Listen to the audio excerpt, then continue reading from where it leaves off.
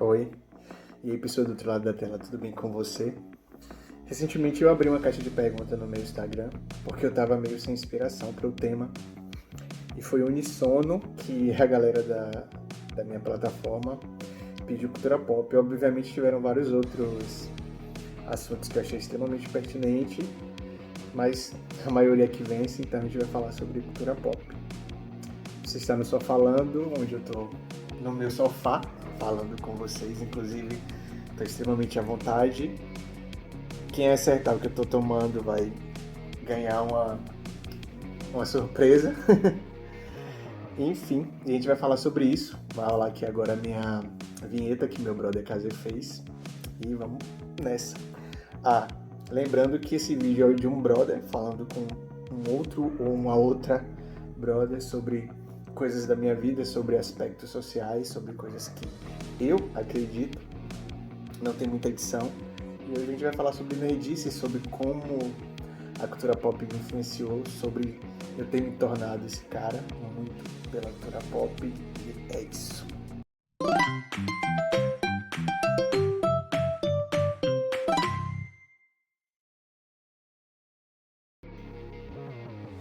Falar de nerdice, né?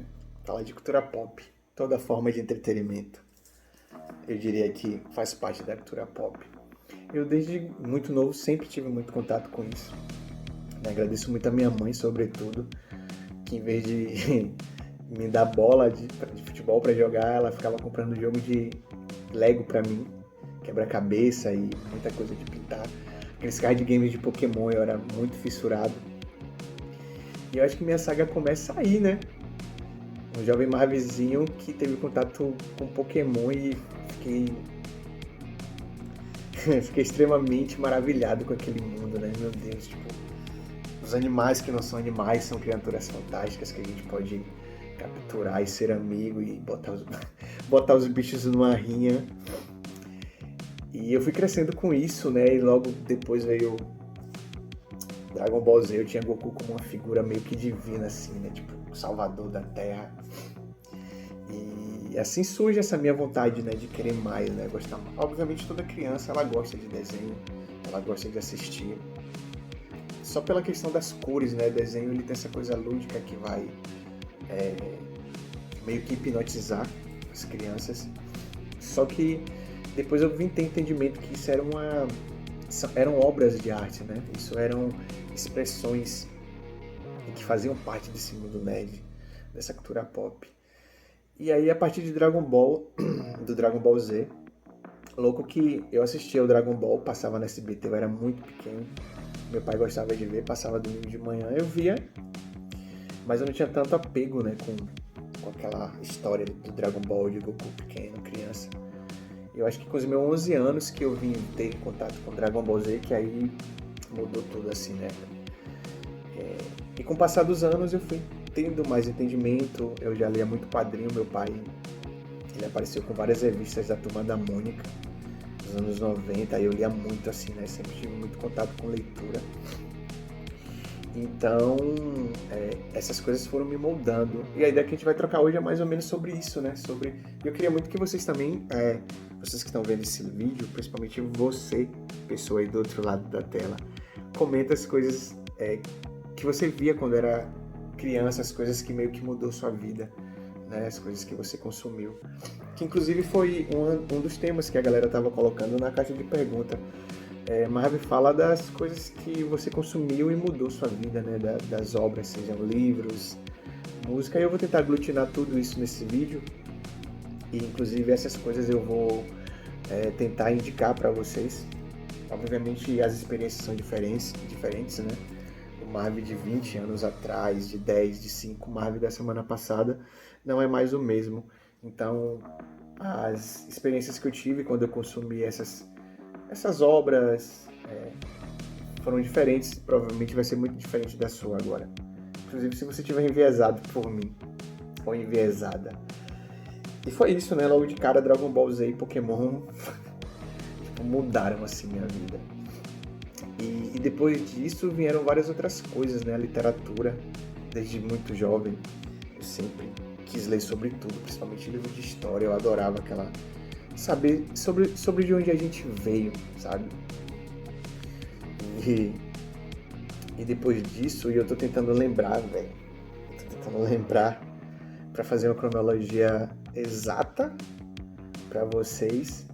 Com o passar do tempo, eu fui tendo contato com o cinema, que hoje para mim é... Talvez depois da música, eu diria que o cinema é a maior expressão artística. Eu tô falando na minha concepção, eu digo isso pelas minhas experiências que eu tive com o cinema. Obviamente pessoas vão achar que suas obras são a dança, é o canto, é a música, é a pintura, mas eu tô falando eu, Marvin, eu que tô aqui do outro lado da tela, me identifico extremamente com o cinema, então eu aprendi muito com o cinema, assim como música e literatura, que eu acho que são os pontos que me moldaram de verdade quanto ser humano, né? Quanto uma pessoa, e eu diria até como um pai também. Obviamente, a gente vai ter nossas criações, a gente vai ter os nossos amigos como moldadores de ideias e de opiniões, né? Porque eu acho que o espaço, a sociedade, o local onde a gente vive é fundamental para a nossa construção como pessoa, mas essas obras que a gente consome também fazem uma diferença muito grande, né? Epiléptico mesmo é um quadrinho que te leva para uma outra dimensão, sabe? Você tem uma outra perspectiva sobre a epilepsia, que maluco, né? Mas eu vou chegar lá também, né? Porque, como você já sabe, eu fico divagando, as ideias vão vindo, e eu gosto de falar sempre, né? Como aqueles jogos dos anos 2000 e do início, do final dos anos 90, que a gente vai andando no cenário e a gente consegue ver aquele mundo se construindo.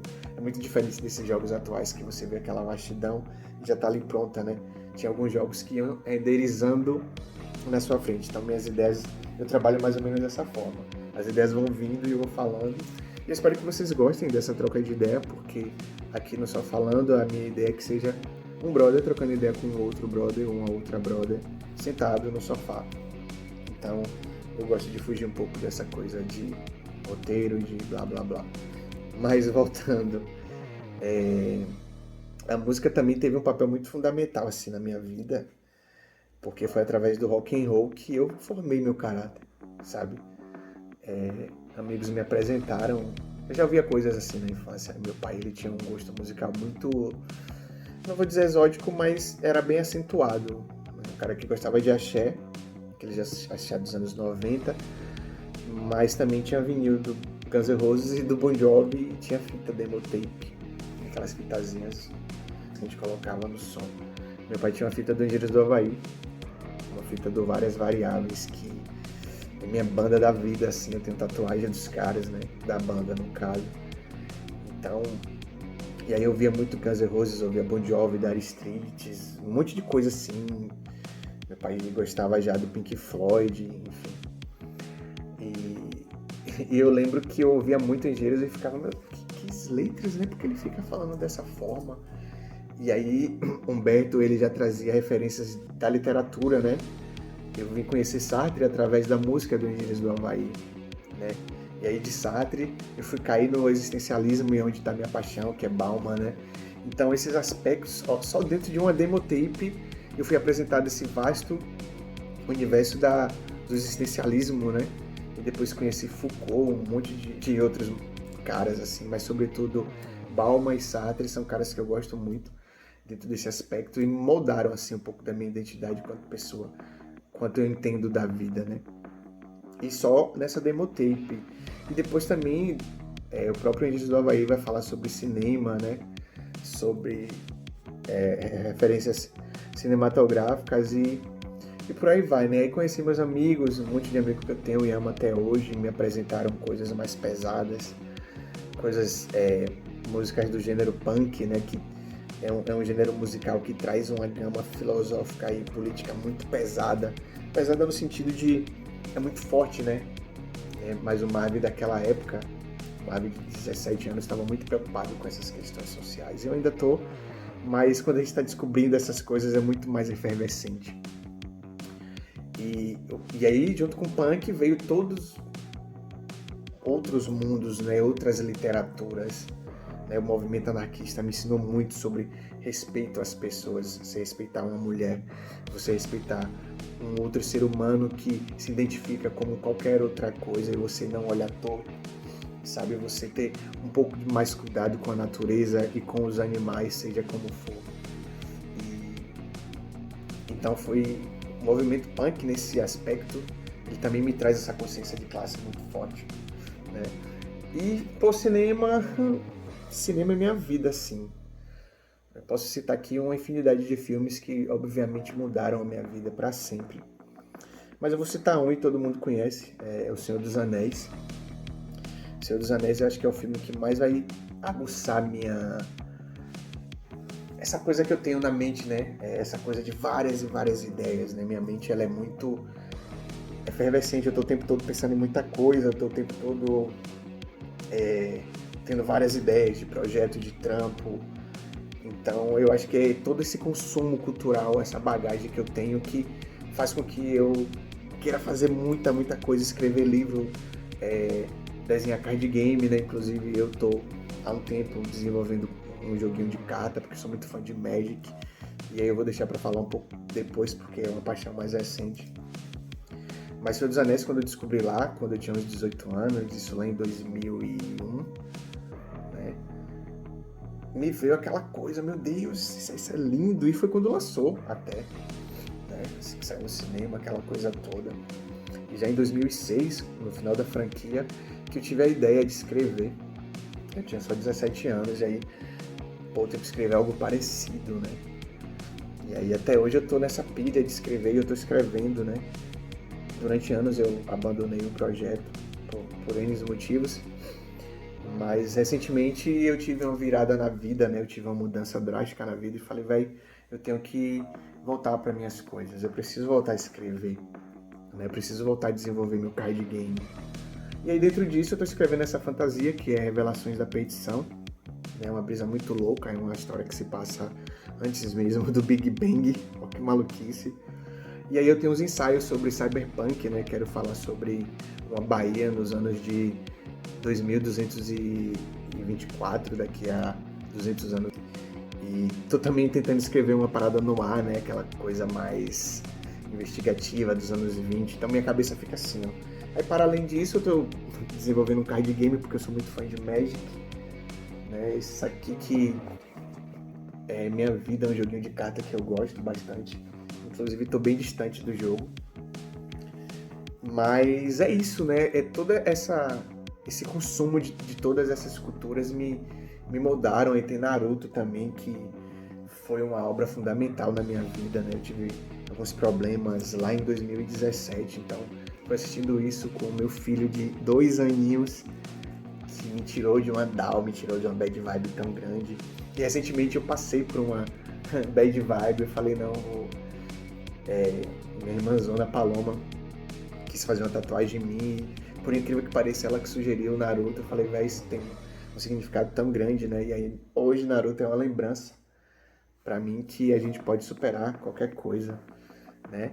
E assim, recentemente eu descobri uma parada muito antiga e eu me sinto culpado, assim, por não ter descoberto antes, mas eu acho que tudo vem no momento certo, que é a série Big Bang Theory, né? Recentemente enfim, passei por uma parada muito triste assim na minha vida. Eu tive que me reinventar, eu tive que buscar novos caminhos. E uma dessas paradas que muito me ajudou foi, até rir, ficou dando risada, foi o Big Bang Theory, né? Eu tava numa bad vibe de tristeza muito grande. Eu falei, velho, vou assistir alguma coisa de comédia. E aí, Big Bang Theory, né? Uma parada que todo mundo já me falava, Marvel, você tem que assistir. E eu nunca ligava pra ver. E é uma paixão, assim, né? Assim como o Magic foi há uns 4 anos atrás, hoje eu tô um pouco mais distante.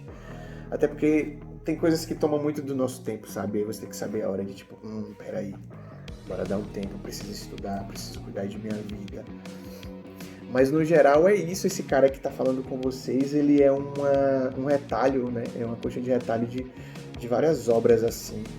Eu tô divagando muito e eu não tô conseguindo falar das obras no geral, né? Tô falando mais das minhas experiências de vida, mas o canal é mais ou menos sobre isso, para eu falar sobre as minhas experiências de vida. Eu queria que vocês comentassem também sobre as obras que marcaram a vida de vocês.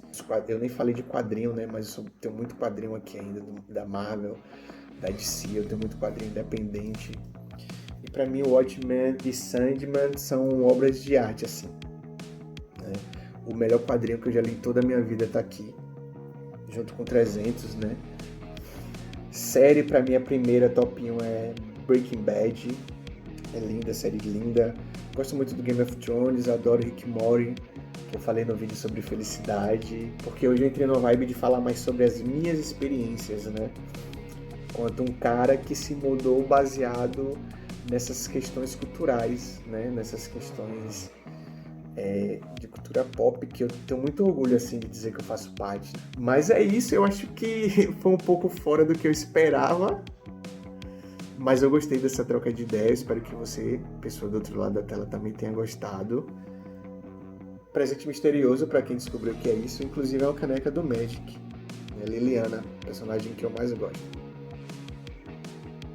Essa foi uma troca de ideia, mas eu gosto que seja assim, porque eu quero que você se sinta em casa, eu quero que você sinta-se aqui do meu lado, nesse sofá, trocando ideia. É isso, eu espero que você tenha gostado. De novo, comenta aí, eu quero saber as suas maiores influências, as coisas que mudou sua vida na cultura pop, seja como for. É isso, foi massa e tá balancei tudo. Tchau. E é isso, a minha casinha aqui, ó, minha paredezinha, né? Tem um Baby Yoda ali, camisa Yoda, Rick Morty, Dragon Ball, Watchmen, Star Wars.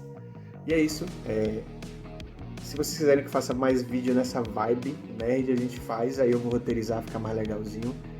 Mas é isso, é como se você estivesse num bar, trocando ideia com um brother. Tchau.